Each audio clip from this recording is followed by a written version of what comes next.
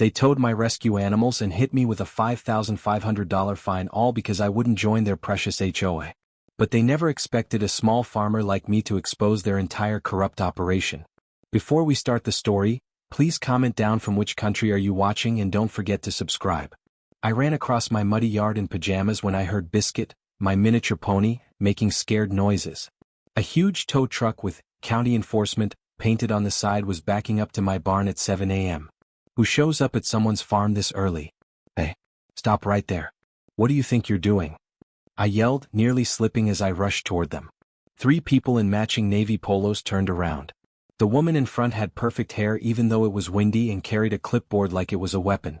"You must be Sophia Harper," she said, looking at my chicken print pajama pants like they were garbage. "I'm Judith Mercer, president of Willow Creek Estates Homeowners Association. You've ignored our notices for 3 months now." I blinked in confusion. What notices? And what homeowners association?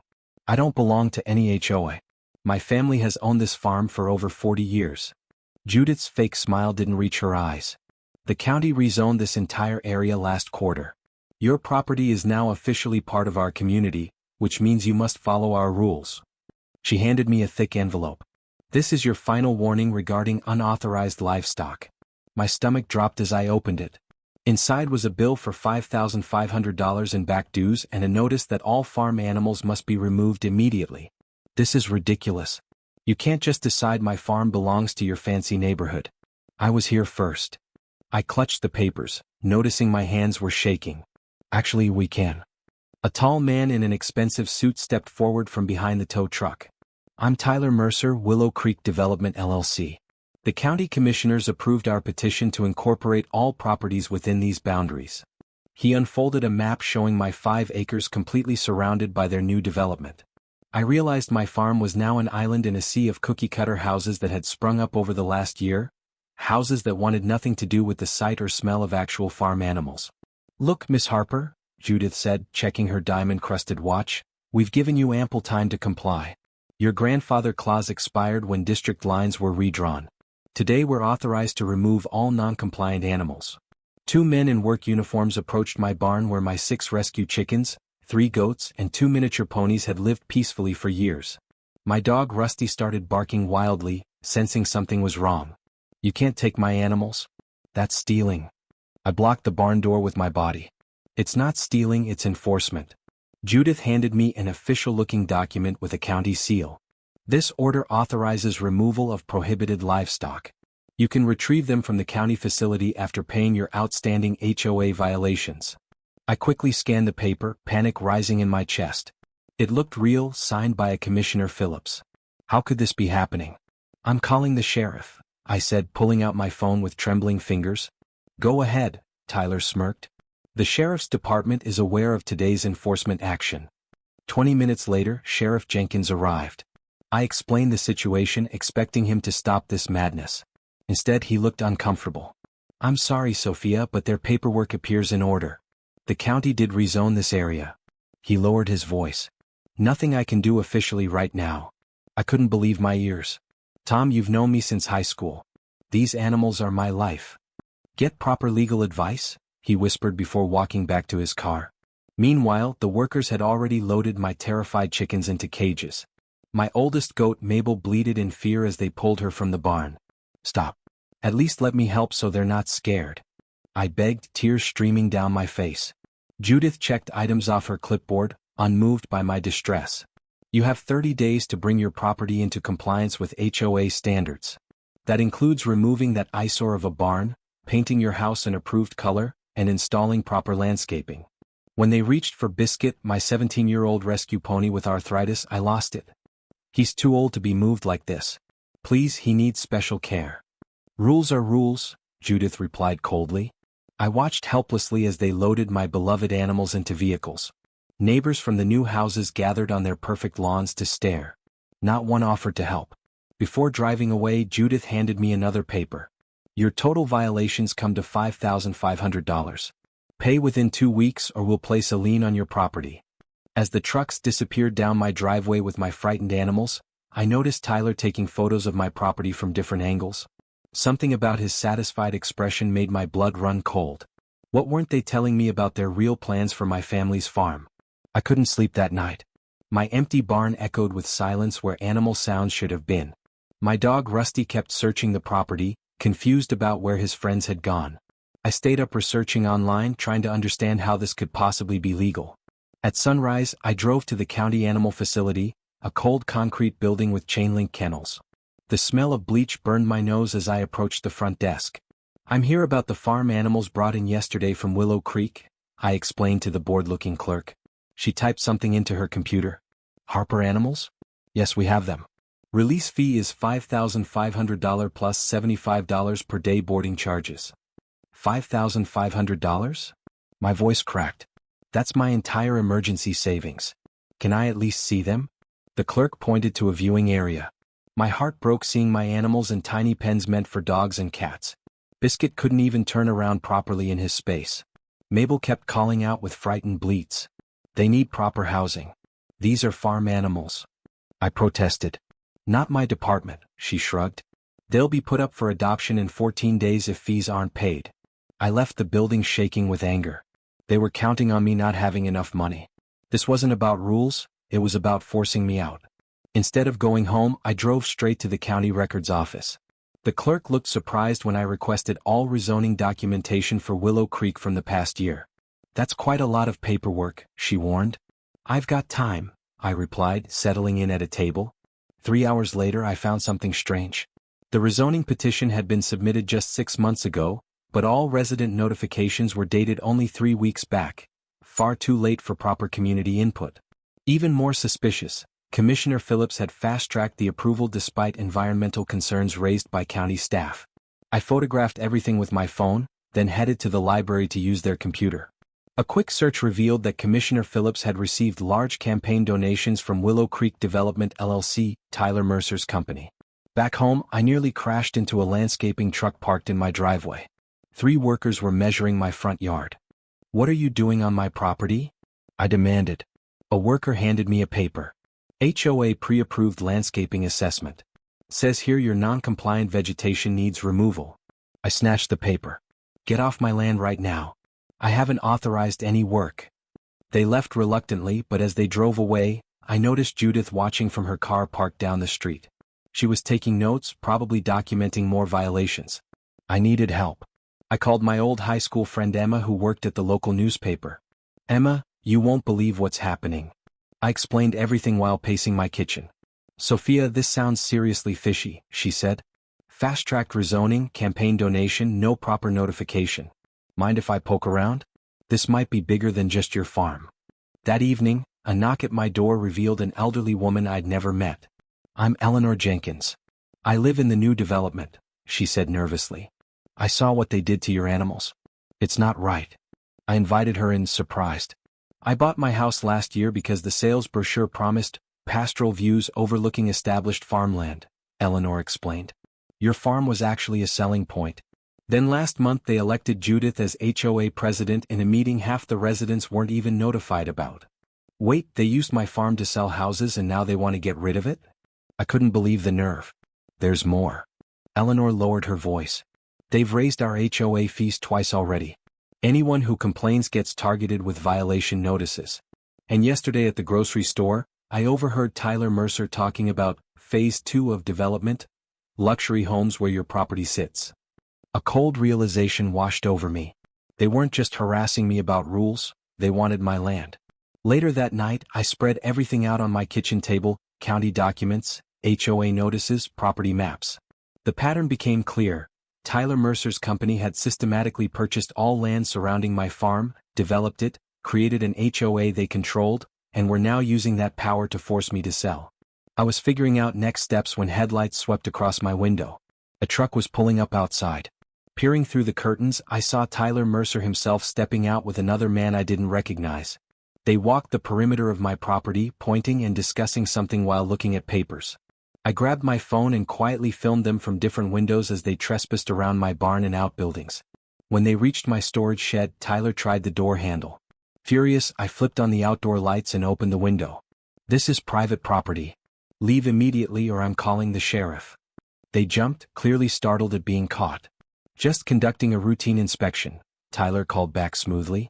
HOA bylaws permit property evaluations. At 11 p.m. without notice? I don't think so, I replied, holding up my phone. I've recorded everything. Now get off my land before I press charges for trespassing. The men retreated to their truck, but Tyler paused before getting in.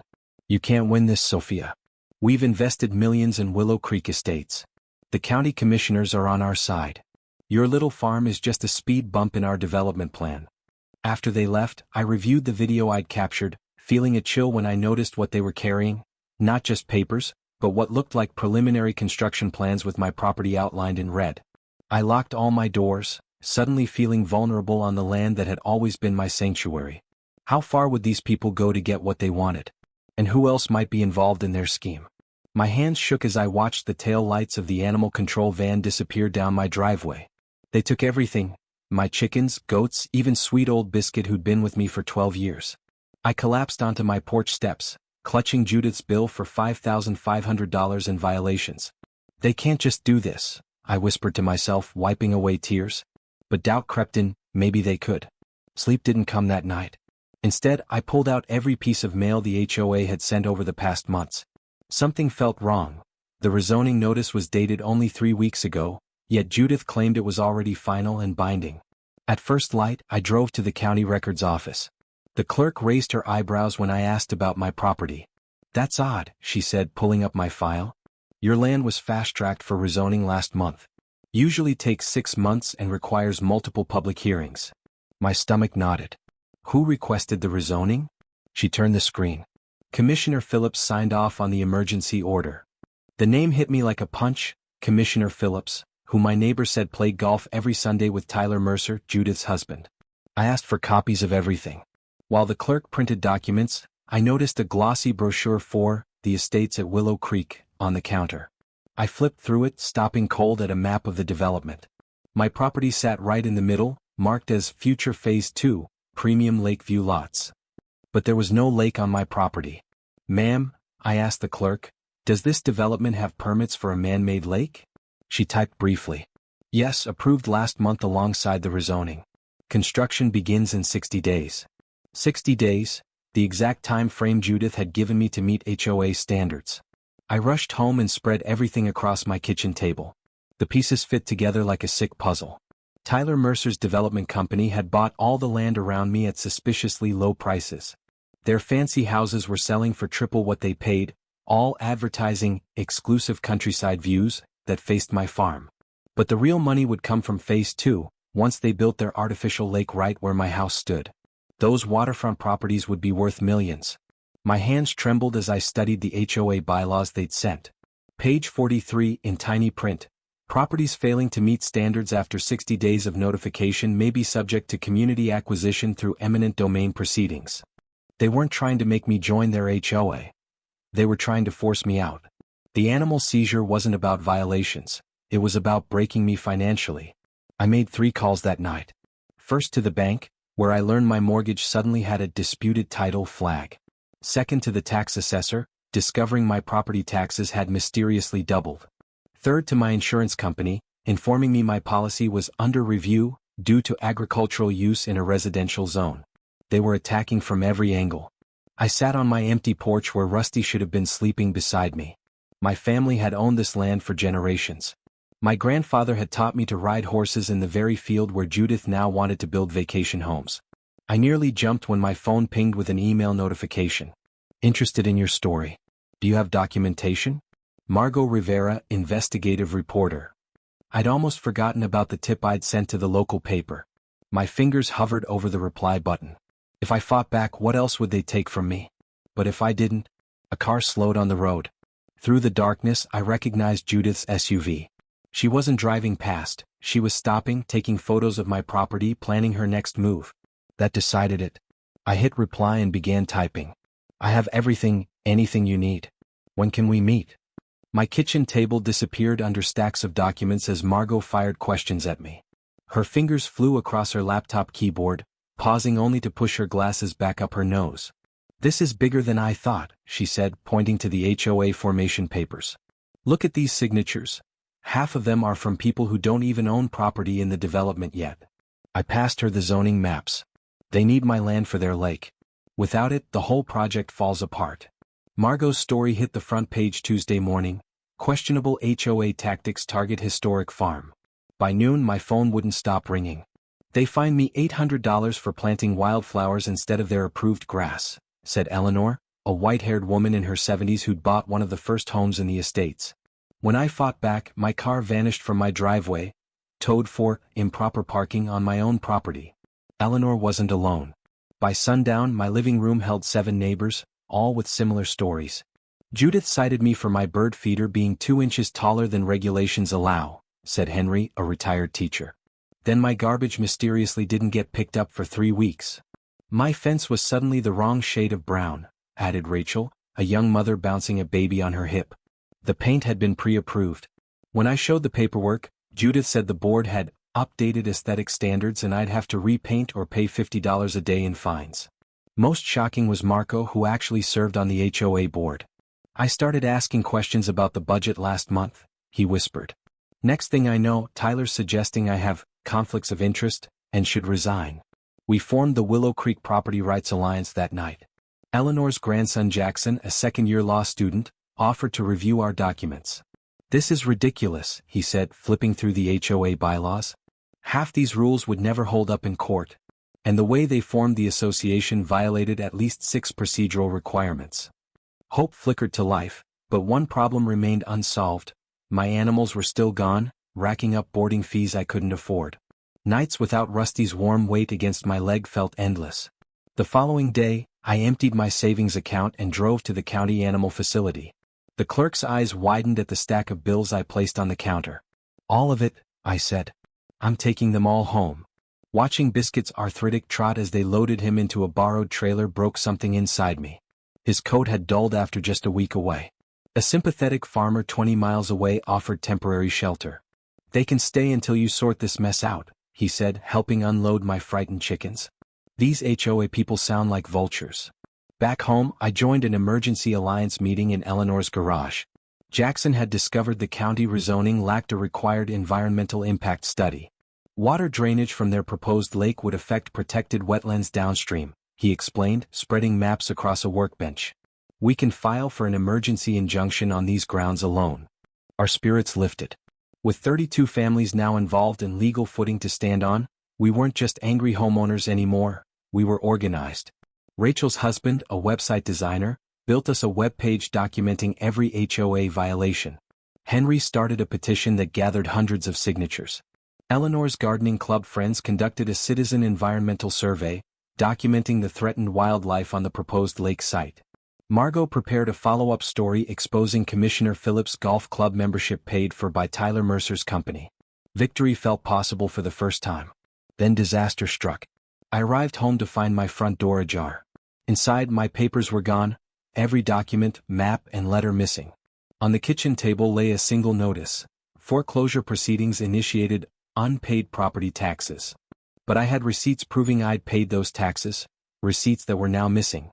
My phone rang. Eleanor's panicked voice came through. Someone leaked everything.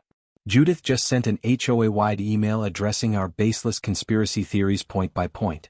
She knows all our plans. Before I could respond, headlights swept across my windows.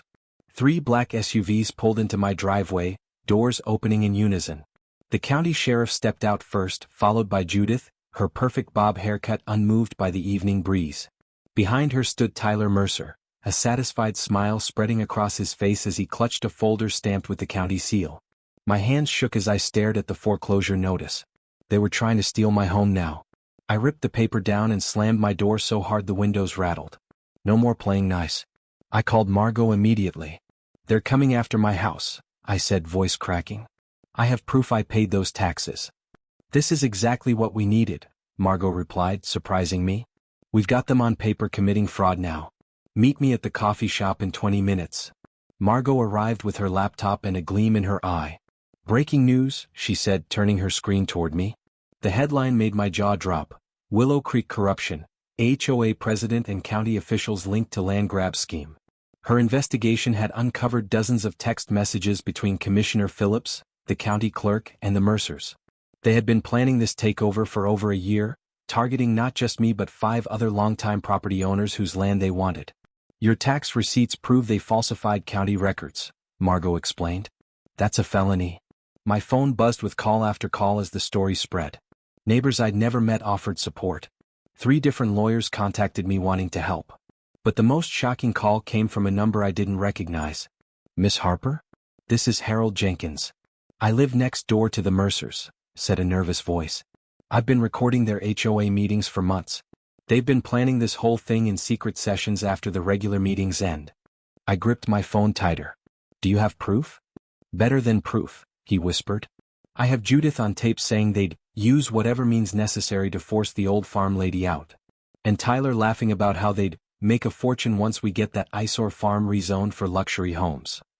I met Harold that afternoon in the back of the library. He was a thin, nervous man who kept looking over his shoulder. My wife and I bought our retirement home here because we loved the country feel, he explained. Then the Mercers took over the HOA and turned it into a dictatorship. They fined us 3 times for bird feeders. Harold's recordings were damning. In one, Judith clearly stated, Commissioner Phillips guaranteed he can push through whatever paperwork we need. He owes Tyler for that lake house deal last year. By evening, our newly formed Willow Creek Property Rights Alliance had grown to 37 members, including 23 homeowners from inside the estates who were fed up with the Mercers' iron rule. Eleanor's grandson Jason had just finished his 2nd year of law school, but already knew enough to be dangerous. They violated at least 7 procedural requirements in forming the HOA, he explained to our group. And the environmental impact assessment for the rezoning? It never happened, though they filed paperwork claiming it did.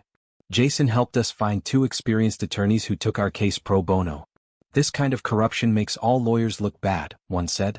We're filing for an emergency injunction first thing tomorrow. While the legal battle began, I emptied my savings and took out a loan to pay the ransom for my animals. The county shelter was charging daily boarding fees that kept growing. When I finally arrived with the money, the shelter manager looked embarrassed. I'm sorry about this whole mess, he whispered. Those animals were clearly well cared for. This isn't right.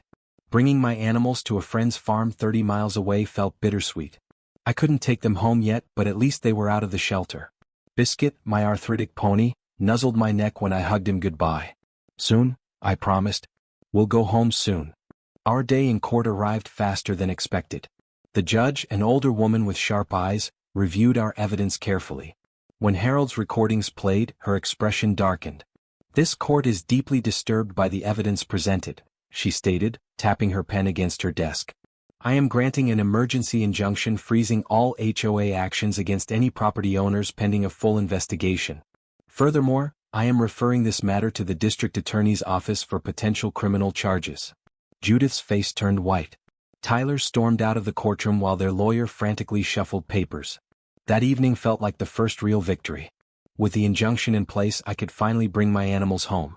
My neighbors helped clean up the property, repairing fences the HOA's tow trucks had damaged.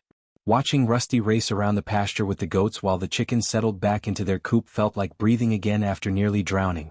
Eleanor brought homemade bread. Harold and his wife helped rebuild the chicken coop. For the first time in weeks, I slept soundly. A loud crash jolted me awake. Orange light flickered through my bedroom window. Smoke filled my lungs as I stumbled to my feet. My barn was on fire. I screamed for my animals as flames lit up the night sky. My beautiful old barn crackled with fire, the heat pushing me back as I tried to reach the doors. I could hear Biscuit whinnying in terror inside. Neighbors appeared from nowhere, garden hoses in hand. Harold and 3 men from down the road smashed through the side door where the flames hadn't reached yet. I rushed in behind them, grabbing chickens while they led the larger animals out. Sirens wailed in the distance as we got the last goat to safety. The fire department arrived with 3 trucks, working quickly to contain the blaze before it could spread to my house. My legs gave out and I collapsed on the grass, counting my animals through tears. Everyone's safe, Eleanor said, wrapping a blanket around my shoulders. Not a single animal lost. Fire Chief Williams approached as dawn broke. This was no accident, he said grimly. We found evidence of accelerant along the back wall. I think I know who did it, I whispered. So do I, he replied, pointing to my roof. Those cameras you installed after the towing incident, still working? My heart jumped. I'd completely forgotten about the security system my cousin helped me install. The footage was crystal clear despite the darkness. There was Tyler Mercer, hoodie pulled up, skulking away from my property at 3:42 a.m., a gas can in his hand. He even looked directly at one camera before disappearing into the woods that connected our properties. When the police arrived to review the footage, they brought something unexpected, a search warrant for the Mercers' home. Apparently, Margot's story had prompted someone inside the county offices to come forward with proof that Commissioner Phillips had been taking bribes. We found the matching gas can in their garage, Officer Rivera told me that afternoon. Still had traces of accelerant that matches what was used on your barn. We arrested both Mercers an hour ago. The news spread through Willow Creek like wildfire. Commissioner Phillips resigned that same day, citing mysterious health concerns. The county board called an emergency session and voted unanimously to reverse the suspicious rezoning. My phone wouldn't stop buzzing with supportive messages. Local businesses offered to donate materials to rebuild my barn. A contractor from 3 towns over volunteered his crew for the weekend. My grandpa had a farm the developers pushed him off of, he explained. Not happening to anyone else if I can help it. The criminal case against the Mercers moved quickly. With the evidence mounting, their lawyer pushed for a plea deal. They admitted to fraud, corruption, filing false documents, and arson. Tyler received 5 years in prison, while Judith got 3 years plus probation. But something even more amazing happened within the estates itself. With the corrupt board removed, the homeowners called for a community vote. The result stunned everyone. They voted 87% in favor of dissolving the HOA entirely. We bought homes here for the peaceful countryside, not to police each other's garden gnomes, explained the new neighborhood representative, a retired teacher named Martin. Most of us hated those silly rules anyway. The rebuilding of my barn became a community project. People I'd never met showed up with tools and food. Children helped paint the new walls bright red. Even the mayor came by, apologizing for the county's failure to protect longtime residents from predatory development. 4 months after the fire, the barn stood complete, bigger and better than before. We held a community picnic to celebrate, and over 100 people attended. Kids laughed as they fed carrots to my miniature ponies. Families gathered eggs from my chicken coop. Eleanor taught a group how to milk goats. The biggest surprise came when Martin approached me with an official-looking document. The homeowners of the former estates took up a collection, he explained. We bought the Mercers' property at the county auction after it was seized. I stared at him, confused. We're donating it to be placed in a permanent land trust, he continued, as a community garden and animal therapy space. We're hoping your ponies might be regular visitors. Tears filled my eyes as I nodded. 1 year later, my farm has transformed in ways I never imagined. The heritage apple trees I planted along my property line, now with permanent agricultural protection status, are beginning to blossom. Eleanor teaches gardening classes twice weekly in my eastern field. The former HOA clubhouse has become a weekend farmers market where I sell eggs and goat milk soap. The Mercers' massive corner lot now hosts therapy sessions where children with disabilities ride my gentle ponies. Seniors from the retirement home tend raised garden beds filled with vegetables. The sign at the entrance simply reads, Willow Creek Community Farm, all welcome. Sometimes at sunset, I sit on my porch with Rusty beside me, watching families stroll along the new walking paths that connect all our properties. Children stop to pet the goats or collect eggs under my supervision. You know what the funny thing is? Harold said to me recently, they wanted to kick you out to build more houses to sell their perfect community vision. Instead, they created something much better by bringing us all together to fight them. I smiled as I watched Biscuit give pony rides to 3 delighted children. The only community standard we need is posted right there, I said, pointing to the hand-painted sign by my freshly painted farm entrance. Be kind or leave.